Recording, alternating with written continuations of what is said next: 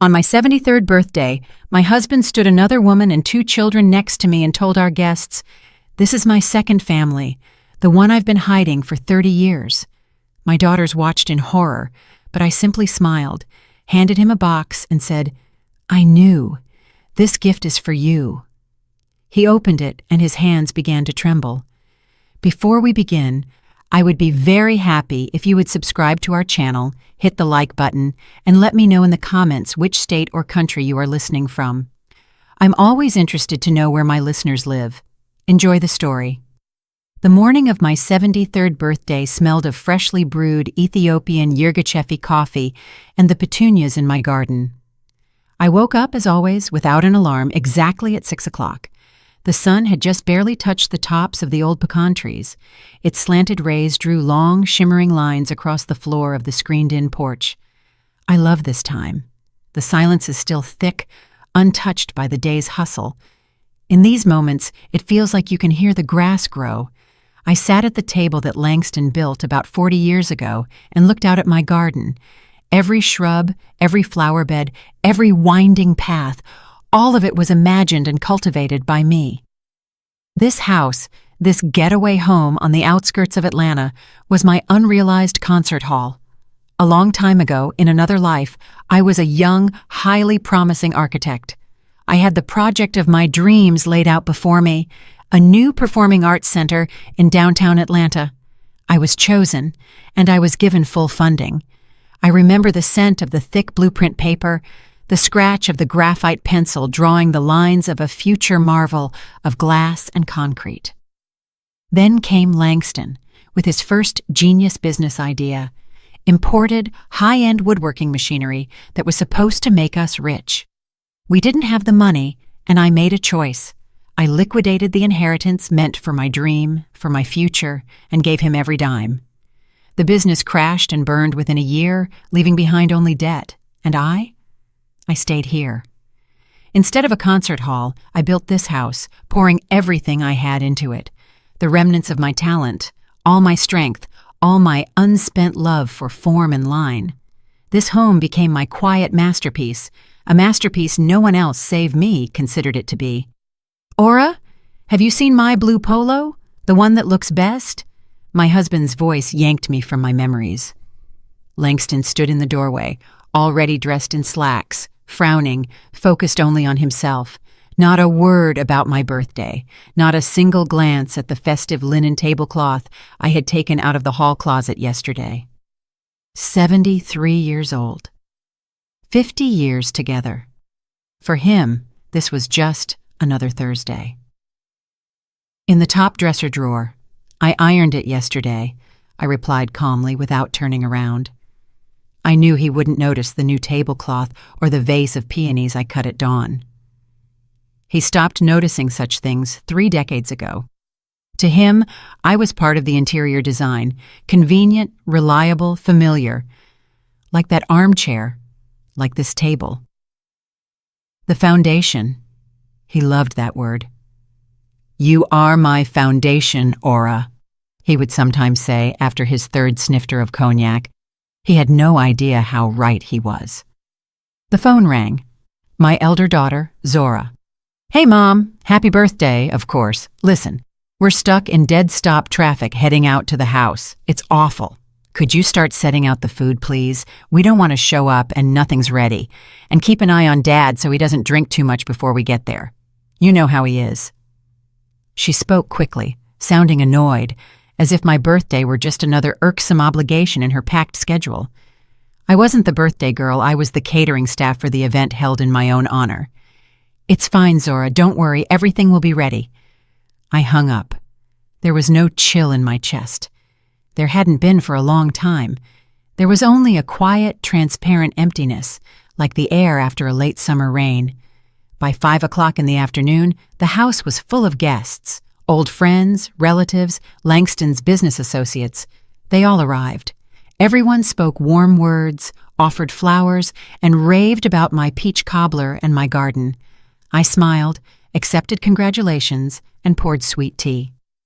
I played my part, the role of the happy wife, mother, and mistress of this big, welcoming Southern home. a role I had written and rehearsed for half a century. Langston was in his element. He moved from group to group, patting men on the back, offering compliments to the ladies. He was the center of this world, the man in charge. He spoke of his successes at work, the lucrative deal he was about to close. He'd say, "My house, my trees," and no one contradicted him. No one knew that this house, just like our condo in Buckhead and all our savings, had been registered only in my name at the insistence of my wise father. It was my quiet, invisible fortress, my final bastion. My younger daughter, Anise, arrived. She was the only one who hugged me, not just for appearances, but truly tight. She looked into my eyes and quietly asked, "Mom, are you okay?" "I'm fine, sweet pea," I smiled. She nodded, but her gaze held a trace of anxiety. Anise always felt more than the others. For a long time, she had looked at her father with a quiet, cold disapproval that he, in his self-absorption, simply failed to notice. Then, the moment I had been waiting for, and dreading, for a whole year, finally came. Langston took a glass of champagne and tapped it with a knife, calling for silence. The guests fell silent, anticipating a toast. He stood in the center of the lawn, tall, still handsome at 75, with graying temples and the posture of a man convinced of his right to everything. "Friends, family," he began loudly, with a theatrical pause. "Today, we celebrate the birthday of my dear Aura, my rock, my faithful companion." He looked at me, and in his eyes I saw nothing but self-satisfaction.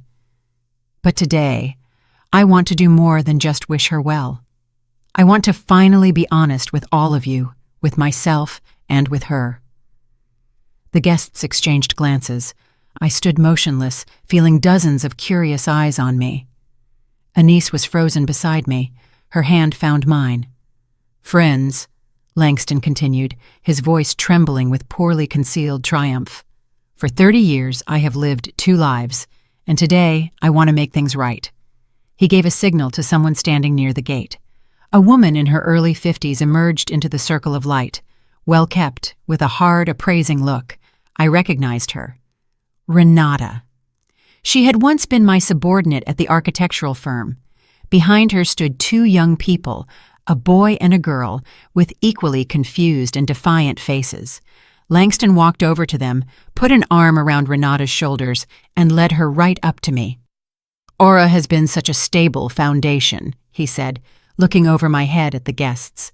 "So stable that, as it turns out, I could build not just 1, but 2 houses on it. This foundation has supported all of us.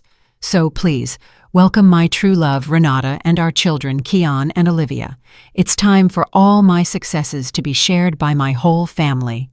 He said this and physically positioned Renata next to me, so close I could smell her sharp perfume. He placed her as if for a family portrait. My elder daughter, Zora, gasped. Anise squeezed my hand until my knuckles turned white. Laughter and conversation froze mid-sentence. A ringing, unbelievable silence settled over the lawn. In that moment, I didn't feel the ground vanish beneath my feet or my heart shatter. No, I felt something else. Something very calm and final. A cold, distinct click. It was like the key in a heavy, rusted lock, which had resisted for so long, finally turned, and the massive steel door closed forever. And then it came. The thought was not loud, not panicked. It was quiet and clear, like the chime of a solitary bell in freezing air. I stood between my husband and his woman, like the central support of a bridge spanning the 2 shores of his lie. The world around us was paused. I saw our neighbor, Marie, with a cocktail glass frozen halfway to her lips. I saw my son-in-law, Zora's husband, turn pale and instinctively take a step back, as if afraid of being hit by the wreckage of a collapsing life. The silence was so dense it felt palpable. It pressed on my ears, drowning out the sounds of summer, the chirping of crickets, the rustle of leaves. I slowly turned my head and smiled, not bitterly, not vengefully. I smiled that polite, slightly detached smile with which the lady of the house greets latecomers. I scanned their stunned faces, pausing for a split second on each, letting them know that I saw them, that I was here, that I was fully conscious. Then I turned back to Langston.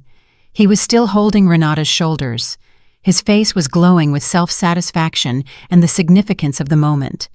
He was waiting for my reaction, waiting for tears, hysterics, a scene. He was prepared to be the magnanimous victor calming the losing party. I walked over to the small patio table where my gift for him lay, a single box tied with a dark navy silk ribbon. The wrapping paper was thick, ivory-colored, and unadorned, strictly elegant. A year ago, when I first found everything out, I spent hours choosing that paper. It was important to me that everything be impeccable. I picked up the box. It was light, almost weightless. I returned to Langston, who was watching me with confusion. "I knew, Langston," I said. My voice did not tremble. It sounded level and calm, perhaps a little quieter than usual. "This gift is for you."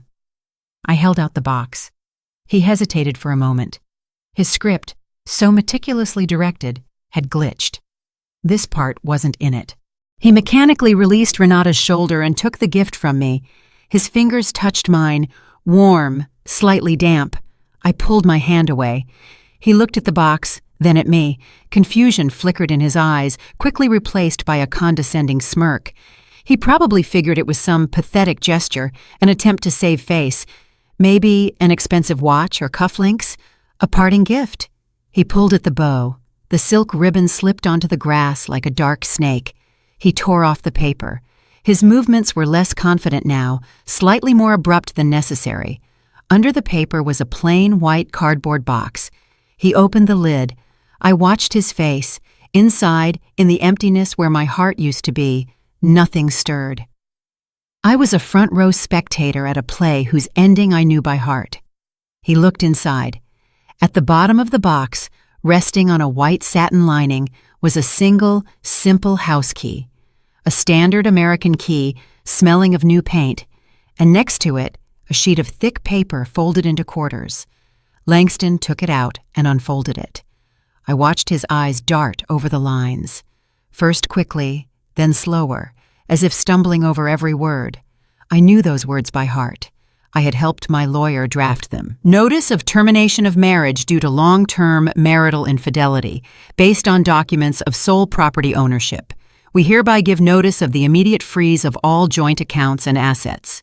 Order to cease and desist. Access to property located at the following addresses: 1. Decatur Street, Atlanta, GA, the house. 2. The Buckhead Condo, Atlanta, GA, the apartment. His left hand, the one holding the sheet, was the first to tremor, a fine, almost imperceptible shake that traveled up to his shoulder. Then his right hand began to tremble too.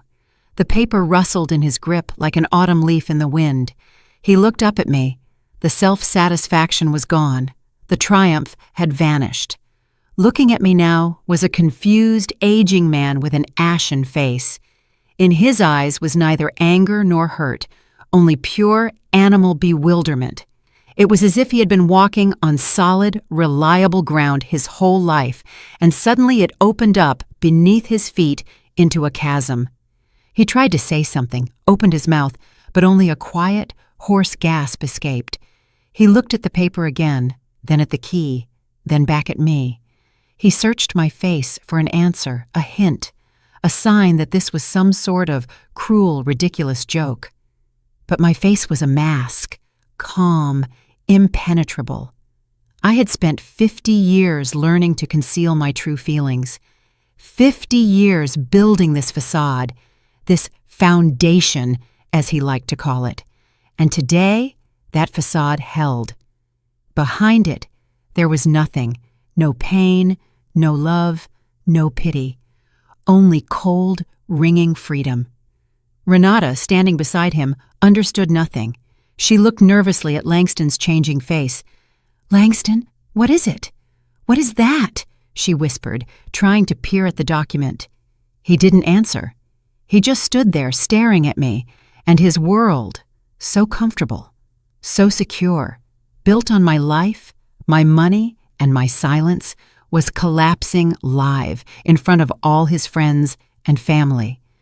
I held his gaze and then slowly, very slowly, turned to Anise, my girl, my only true anchor.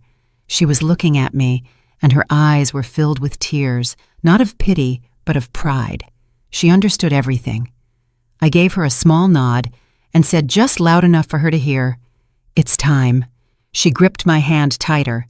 That was enough. The show was over. Time to drop the curtain. Anise understood without words. Her fingers on my forearm became hard as steel. She nodded, and without planning it, we turned and walked toward the house. We didn't run. We walked steadily, with dignity, away from the scene frozen on the lawn. Guests parted before us like water before an icebreaker, avoiding our eyes, mumbling under their breath. I felt their gazes on my back, a mix of shock, pity, and let's face it, malicious curiosity. Langston remained standing in the center, the white sheet trembling in his hands, next to the woman for whom he had orchestrated this grand reveal, a reveal that had gone wildly off his script. He shouted something after us, my name, I think, but the sound of his voice drowned in the thick, viscous silence that had fallen over my garden. He had no power over me anymore. Even his voice was alien. We entered the house. I stopped in the living room and, turning toward the door leading to the porch, said loudly enough to be heard outside, "Dear friends, thank you all for coming to share this day with me. Unfortunately, the celebration is over. Please feel free to finish the cobbler and have a drink. All the best." That was all. A simple, polite announcement. No explanations, no drama. A quiet, hasty exodus began. I heard muffled voices, hurried steps on the gravel, the sound of car engines starting. No one came in to say goodbye. No one dared to look me in the eye. 10 minutes later, all that remained in the garden were abandoned plates, half-empty glasses, and trampled flowers on the lawn. I saw Langston, finally snapping out of it, grab Renata's arm and drag her toward the gate. His movements were jerky, angry. He practically hauled her and her confused children behind him, stumbling, looking back at the house with an expression of pure animal rage on his face. He was no longer the master of the house. He was an outcast. When the last car drove away and the evening silence returned to the neighborhood, Anise came and hugged me. "It's all right, darling," I said, stroking her hair. "Everything is exactly as it should have been. Will you help me clear the table?" And we began to clean.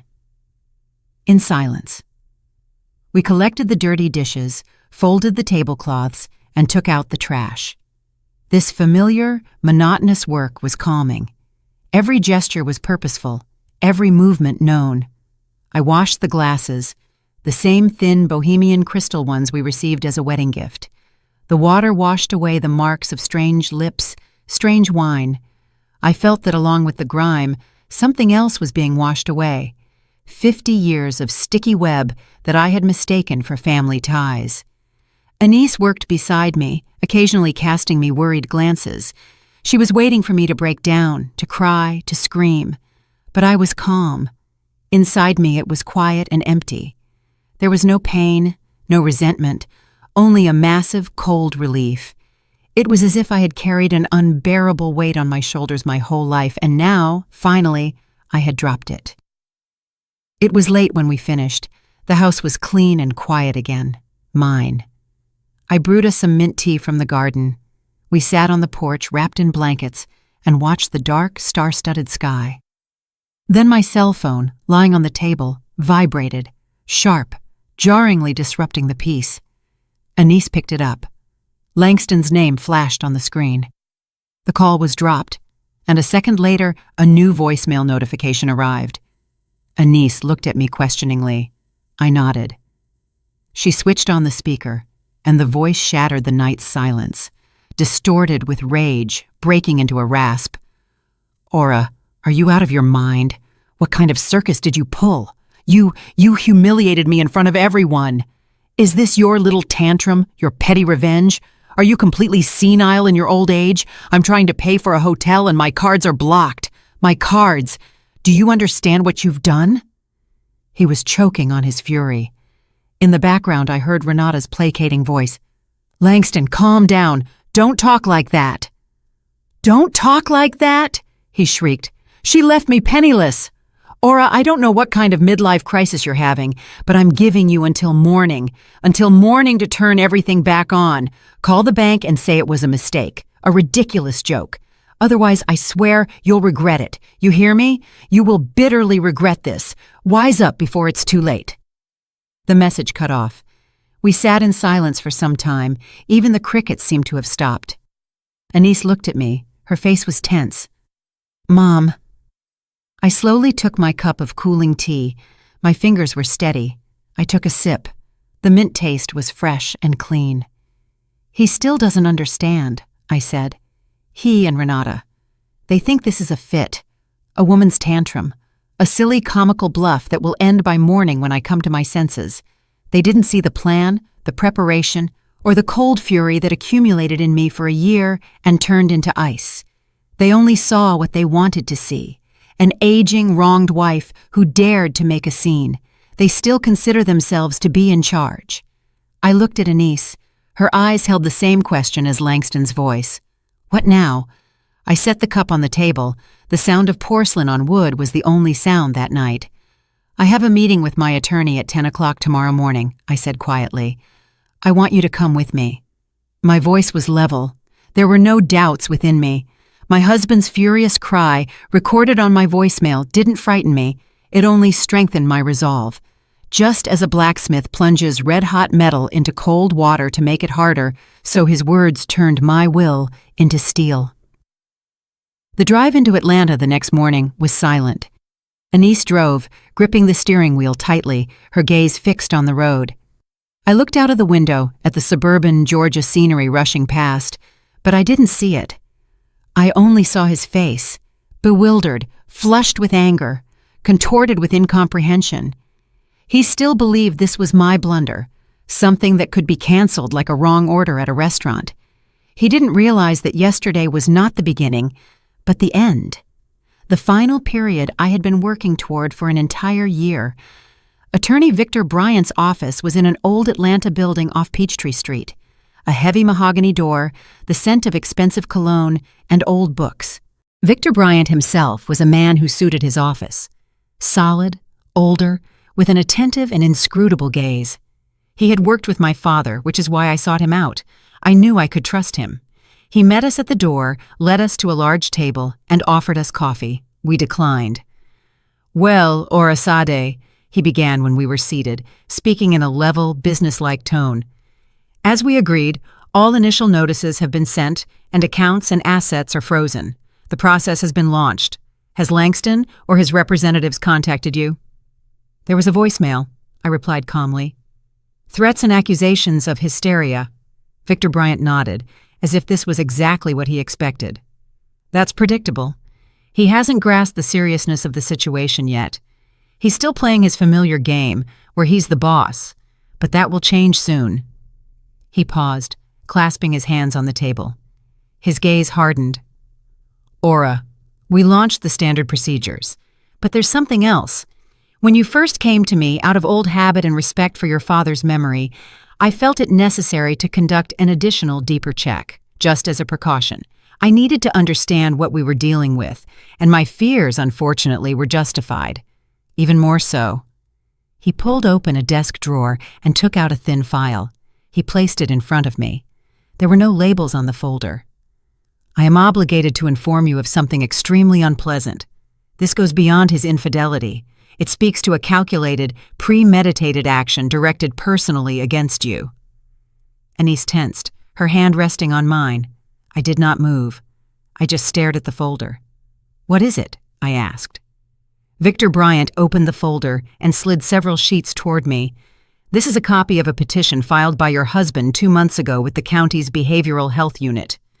An official request for a compulsory psychiatric assessment regarding your competency." Time stopped. I heard Anise gasp beside me, but I simply stared at the document. An official form, typewritten text, and below, Langston's sprawling, familiar signature. "This is the first legal step. the attorney's dispassionate voice continued, sounding as if from a distance. Required to have a person declared incompetent and to obtain guardianship over them, and consequently, full authority to manage all of their assets. I picked up the top sheet. It was a list of so-called symptoms my husband had allegedly observed. I began to read.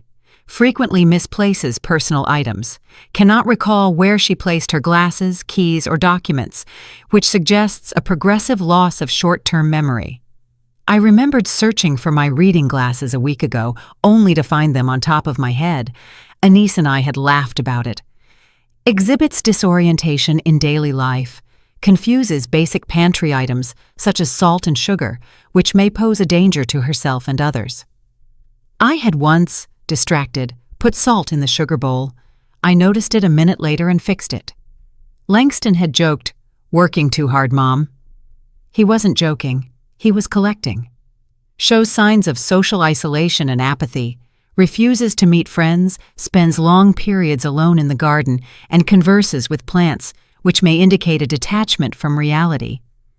My garden, my only sanctuary, my quiet hours among the peonies and roses when I could breathe. He had turned even this into a symptom of illness, a weapon against me. I read on.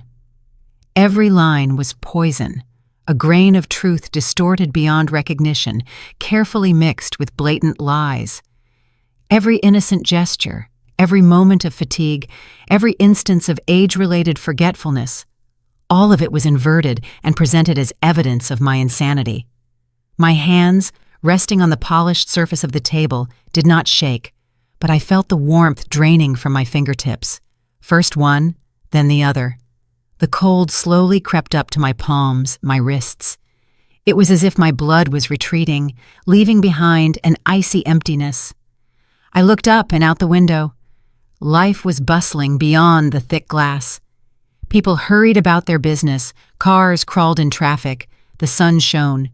But for one brief moment, all that noisy, bustling Atlanta day froze for me. The sounds vanished. An absolute vacuum-like silence fell, and in that silence, I understood. This wasn't just infidelity. Infidelity is about the betrayal of love, but this was about something else, a complete, cold, calculated destruction. He didn't just want to leave for another woman. He wanted to erase me, to strip me not only of my home and money, but of my mind, my name, my very self, to turn me into a voiceless shadow, locked within four walls, while he and his true love enjoyed everything I had created in my life. The last warm ember in my soul, which I had perhaps unknowingly saved for him, an ember of pity or shared memory, didn't just go out. It turned into a piece of ice. I slowly placed the documents on the table, stacking them neatly. I looked at Victor Bryant, then at Anise's pale, frightened face. "Thank you, Victor," I said. My voice was just as level as before, but something in it had changed, something permanent. "The picture is now complete. What are our next steps?" Victor Bryant acted swiftly, with the cold, honed efficiency of a surgeon removing a tumor. While Anise and I drove back to the house, his couriers were already delivering notices across Atlanta. His assistants were already calling the banks. The mechanism I had so long and painstakingly prepared was set in motion with a single nod in his office. The first blow, as Victor later told me, found Langston where he least expected it, having breakfast in an expensive hotel. He and Renata were likely still discussing my ridiculous outburst, planning how they would magnanimously accept my repentance. At that moment, a man in a sharp suit approached their table and silently placed a thick envelope in front of Langston. Inside were not just divorce papers. There was an official court order prohibiting him from approaching or contacting me, except through lawyers, and a separate mandate forbidding him from entering any property registered in my name. I can imagine him reading it. How the condescending smirk slid from his face, replaced by angry crimson patches. He probably crumpled the paper, threw it on the floor, shouting about overreach and how half of everything was his. He still believed it. He believed that his 50-year presence in my life automatically entitled him to everything I had earned, built, and saved. The next step was a reality he crashed into like a wave against a rock. They drove to the Buckhead condo. He probably intended to create a scene, break down the door, and prove who was in charge. Instead, he just stood on the landing, helplessly jabbing his key into the new shiny lock. His key no longer fit. He could ring, knock, or shout. The door remained silent. That door, which I had chosen 30 years ago, upholstered in dark leather, was now alien to him, an insurmountable barrier. I was at the house during this time. A locksmith arrived, an older, taciturn man. He worked quickly and silently. With clang and scrape, he removed the old locks from the gate and the front door, the very locks Langston had keys to. I stood on the porch and listened to those sounds. Every turn of the screwdriver, every click of the new mechanism was music, the music of liberation. This wasn't revenge, it was disinfection. I was cleansing my home of filth. The last, most humiliating blow awaited him on the street outside the condo, as he, exhausted and angry, was about to drive off to concoct a new plan. He saw a tow truck pull up to his car, the gleaming black SUV I had given him for his big birthday 3 years ago. 2 workers in orange vests efficiently hooked up the vehicle and began hoisting it onto the platform. Langston rushed toward them, waving his arms, shouting something about private property. But the foreman silently handed him the paperwork, an official notice of the return of property to the lawful owner. My name was on the paper, Ora Sade Holloway, owner. I imagine Renata's face in that moment. She stood nearby on the sidewalk, watching as the symbol of their security, their status, slowly drove away into the unknown.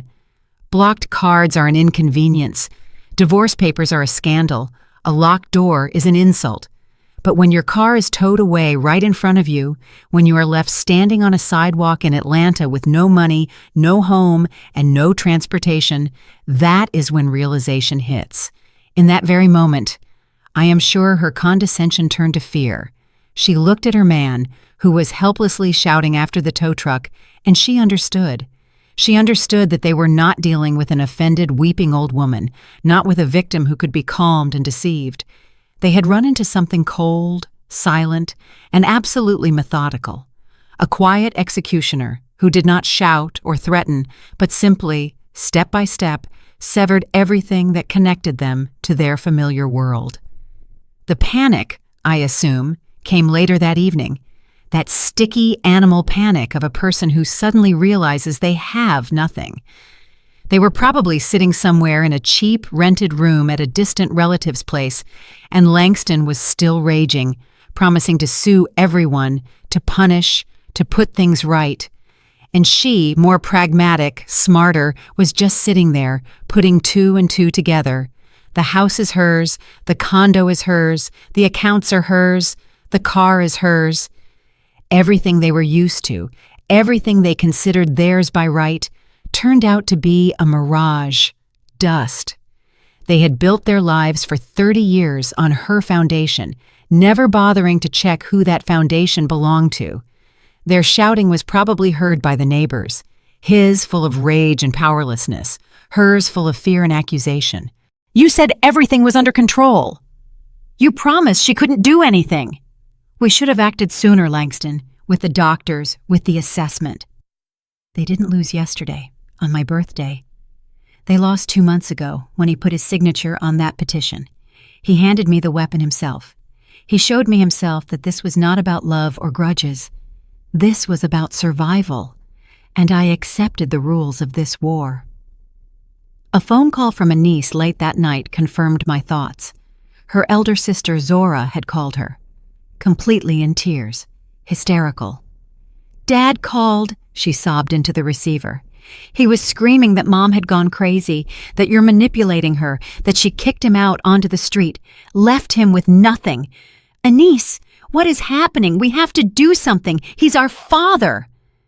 Anise answered her coldly and levelly. "Where were you, Zora? When he stood his mistress next to Mom on her own birthday? Where were you when he humiliated her in front of all the guests? Zora mumbled something incoherent about needing to talk. You can't just do this. She, like her father, didn't see the depth of it. She only saw the disruption of the usual order of things. I took the phone from Anise.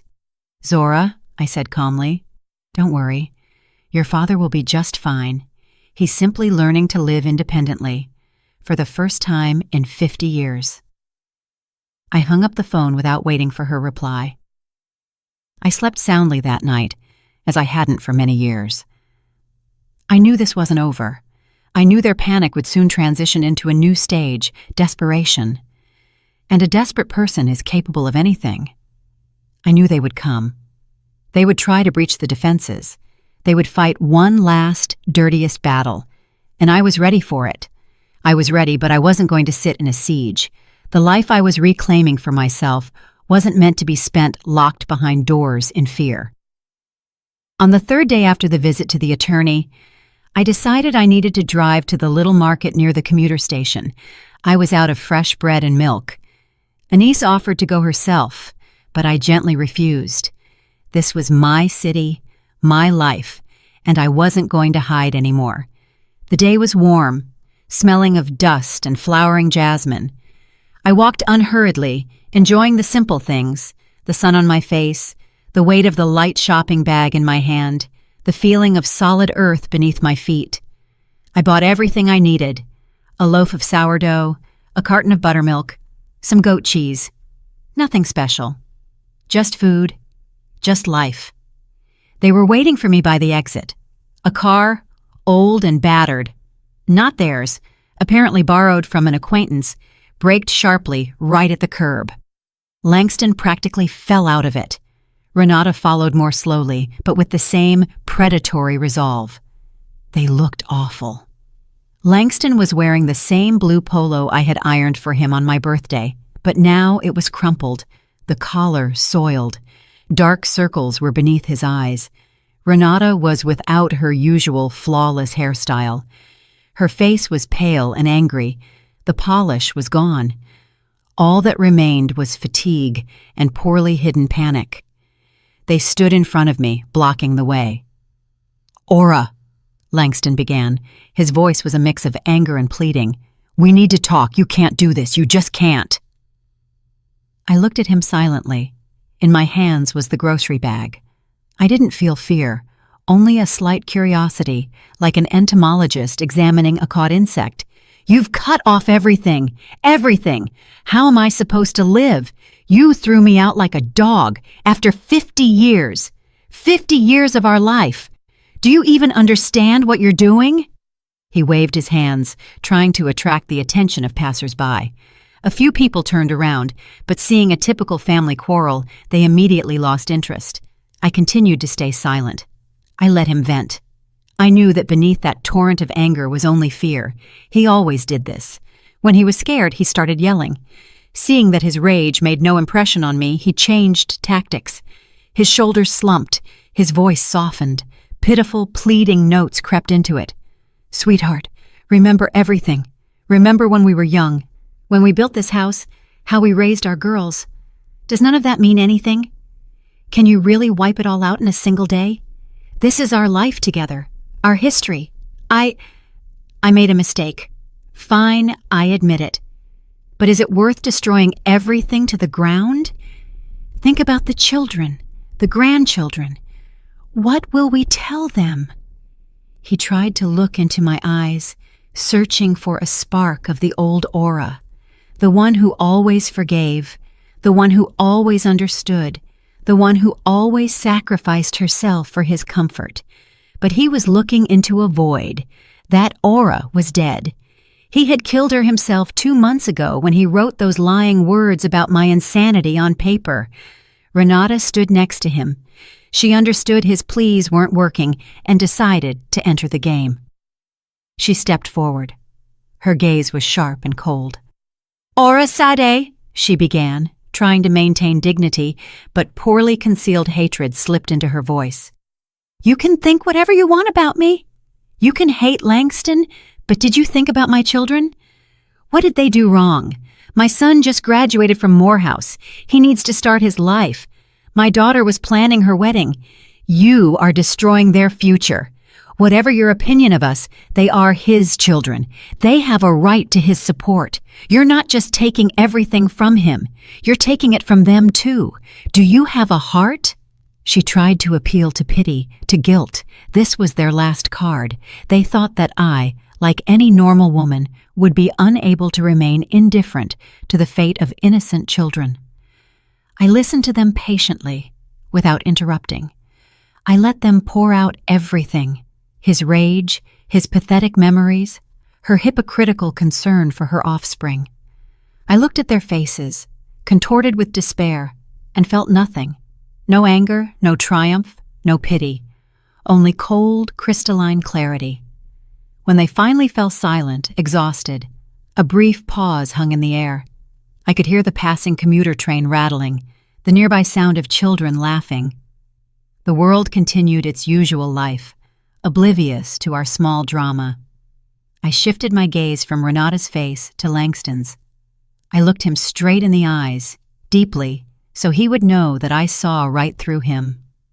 I saw all his cowardice, all his weakness, all his rot, and then I asked my question, quietly, almost a whisper, but every word sounded in the silence like a hammer striking glass. Was it your idea or hers to have me declared incompetent? It wasn't an accusation, it was just a question. But it hit them like a slap, a physical blow. I saw the blood drain from Langston's face. He turned deathly white. His mouth fell open, but he couldn't utter a sound. He instinctively took half a step back, as if I had splashed acid in his face. Renata froze. Her eyes widened in horror. The mask of the noble mother fell away instantly, revealing the predatory snarl of a caught thief. They both stared at me with the same animal fear, the fear of exposure. In that moment, they stopped being a team. They looked at each other, and in their eyes was not trust, but suspicion. Did you let it slip? Was it because of you she found out? Their pitiful union, built on lies and calculation, cracked right before my eyes. I didn't wait for an answer. The answer was written on their faces. I simply walked around them, as one walks around two posts on the road, and continued toward my house. I didn't look back. Behind me, I heard their deafening, ringing silence. They remained standing on the sidewalk, crushed, destroyed by a single phrase.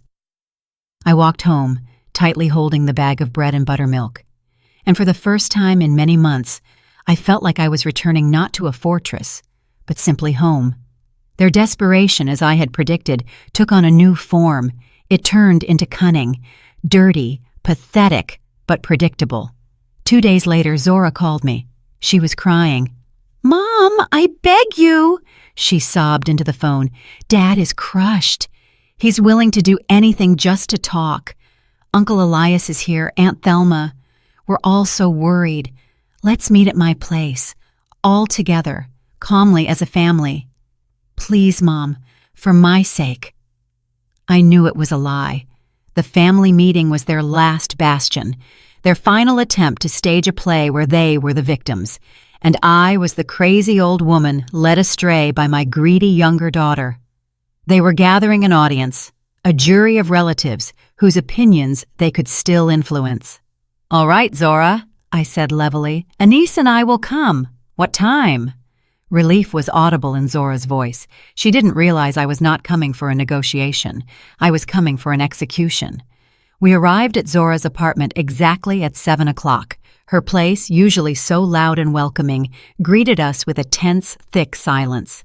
In the large living room, on the sofas and in the armchairs, sat relatives, Langston's brother, Elias, and his wife, my cousin Thelma, and Zora's family. They all looked at us with the same expression of awkwardness and anxious curiosity. Langston and Renata sat in the center, on the main sofa. They were playing a tragedy. He was hunched over, his hands covering his head, like a suffering King Lear. She was next to him, with reddened eyes and a mournful expression, occasionally stroking his shoulder sympathetically. They had already worked the room, telling their version. Now it was my turn. Anise and I sat in the armchairs opposite them. I silently placed my handbag on the floor. Langston started. He lifted his head, and I had to credit his acting talent. Genuine pain rang in his voice. "Aura family, I gathered you all because a tragedy is unfolding." He spoke slowly, struggling to find the words. "A terrible tragedy with my wife, with our mother. I don't know what happened to her. Lately she's become different, forgetful, suspicious. She hides things, talks to herself. Her actions, they are devoid of all logic. What happened on her birthday, what she is doing now, it's not her. It's an illness." He looked at me with such sympathy that for a second one could believe his sincerity. "I understand. It's a shock," Renata chimed in with a quiet, trembling voice. "Langston and I didn't want to believe it ourselves. We tried to help, but she won't listen to anyone. Her paranoia is growing every day. And worst of all," she paused, casting a quick, venomous glance at my younger daughter. "Anise is taking advantage of this. She is turning her mother against everyone, against her father, against her sister. She is manipulating her to seize all the assets. This account frees, the lock changes. Aura Sadeh herself would never have thought of this. It's all Anise. She has isolated her mother and is now doing whatever she wants with her. We are afraid for her. We just want to help her before it's too late." She finished and leaned against Langston's shoulder, feigning complete helplessness. Silence hung in the room. Everyone looked at Anise and me. Aunt Thelma stared with open pity. Langston's brother Elias frowned, clearly bewildered. Zora looked at the floor, ashamed. They were waiting for our reaction, waiting for excuses, tears, screams. I remained silent. I just looked at Anise, and Anise understood my look. She didn't raise her voice. She didn't argue. She simply leaned over, took the thin folder from the handbag next to me, and placed it on the coffee table in the center of the room. The sound of the paper lightly slapping the lacquered surface was deafening. "Here," Anise said calmly and clearly. "Aunt Thelma, Uncle Elias, here is the petition my father filed 2 months ago. A request to have my mother declared incompetent. It details how she talks to plants and confuses salt with sugar." She opened the folder. The relatives leaned forward. Elias took the top sheet and began to read. His face slowly lengthened. He handed the paper to his wife. Aunt Thelma put on her glasses. Langston jumped up. That's a forgery! Anise, what are you talking about? I did that out of concern. I wanted to help her." "Calm down, Dad," Anise said in the same icy tone. "That's not all." She reached into her handbag again and took out a small digital recorder. She placed it next to the folder. "You speak of paranoia and my manipulation. I think it's something else. For the last 6 months, knowing something wasn't right, I sometimes turned on the recorder when my father came to visit us alone, supposedly to check on Mom. He talked a lot on the phone. He thought no one could hear." She pressed the button. Langston's face turned as white as the paper in the folder. Renata clutched the armrest of the sofa. From the small speaker came a voice. His voice, slightly distorted, but absolutely recognizable. "Yeah, Renata, listen carefully. Tomorrow, when you talk to the doctor, be sure to mention the glasses. Say she looks for them 3 times a day. And the keys. It's classic. They fall for it." A pause. A lighter clicks. "No, don't overdo it. The main thing is consistency. Not once, but constantly. Say she's become apathetic, uninterested in anything, that she sits in the garden all day. The more small, plausible details, the better. We need to create a complete picture of a personality collapse." I saw Langston's brother slowly lift his eyes from the document and look at him with a gaze one reserves for something vile. Then Anise fast-forwarded the recording a little and pressed play again. And that particular phrase rang out. Renata's voice, quiet, ingratiating. "Langston, are you sure it will work? It's taking so long." And Langston's reply, tired, cynical, full of contempt. "Don't worry. A couple more months and everything will be ours. The golden goose has finally stopped laying. It's time to pluck her." Anise turned off the recorder. The silence that followed was more frightening than any scream. It pressed, ringing in our ears. It seemed even the clock on the wall stopped ticking. Langston stood in the middle of the room, opening and closing his mouth like a fish stranded on shore. Renata looked at the recorder with such horror, as if it were a venomous snake about to bite her. Elias, his brother, was the first to break. He slowly stood up, threw the papers onto the table, and looked at Langston, not with malice, but with boundless, icy contempt. "You are no longer my brother," he said quietly and clearly. He took his wife's arm, and without looking at anyone else, they walked toward the exit. Aunt Thelma took off her glasses, her hands trembling. She looked at me, and her eyes were filled with tears of shame. "I'm so sorry, Aura," she whispered. And she, too, walked to the door. Their social world didn't just crack. It evaporated, turning to ash in a single second, crushed by the weight of one short audio recording. They were left alone in the middle of the room, amidst the ruins of their lies. Zora sat in the corner, silently weeping, her face buried in her hands. Anise and I also stood up. I picked up my handbag. We didn't say a word, just turned and walked toward the exit, leaving them alone with their shame. We stepped out of Zora's building into the cool evening air. The door clicked softly behind us, sealing off the past. We didn't look back. We silently walked to Anise's car, got in, and without a word, she started the engine.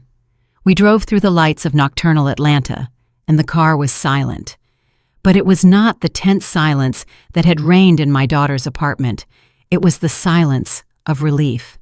As if after a long, exhausting illness, the fever had finally broken, and all that remained was weakness and purity. There were no more calls from Langston or Zora. No one else tried to reason with us or save them. Their world, built on a lie, had collapsed, and we were no longer a part of it. 6 months have passed. My new condo is on the 17th floor. The windows face west, and every evening I watch the sun set behind the spires of the skyscrapers, painting the sky in incredible colors, from soft pink to fiery crimson. There is no old, heavy furniture here, holding the memory of other people's tears and grudges. Only bright walls, light bookshelves, and lots of air. I sold the house quickly and without regret. The buyer, a young tech professional with a family, was thrilled with the garden. He said the house had a good soul. I smiled and thought he was right. The house indeed had a good soul. It had just gotten tired of serving as a foundation and wanted to learn to fly. Selling the house was not a loss. It was a release. I let go of my beautiful but too heavy masterpiece to start life anew. Now my days belong only to me. On Wednesdays, I go to a pottery studio. I love the feel of the cool, pliable clay in my hands. I don't try to create something perfect. I just allow the form to be born on its own. The wheel spins, the clay obeys my fingers, and from a shapeless lump, a cup or a vase emerges. Or just some whimsical figurine. There is something healing in this process. You take dust, earth, and create something new, something whole from it. Recently, I went to Symphony Hall in Midtown. I listened to the Second Concerto by Rachmaninoff. I sat in a velvet seat in the dim hall, and when the first powerful chords of the piano flowed out, I closed my eyes. I once dreamed of building halls like this, designing spaces where the miracle of music is born. That life didn't happen, but now, listening to this genius music, I felt no bitterness of loss. I felt gratitude, because I was finally sitting in that hall not as an architect, not as someone's wife or mother. I was simply a listener, a part of that miracle. And that was enough. More than enough. Anise and I see each other often. She stops by after work. We drink green jasmine tea and talk not about the past, but about the books we've read, the movies we've watched, the funny incident that happened to her on the MARTA train. Her face is no longer clouded with worry for me.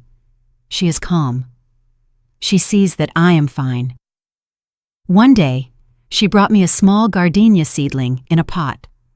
"So you can have your little garden here too," she said.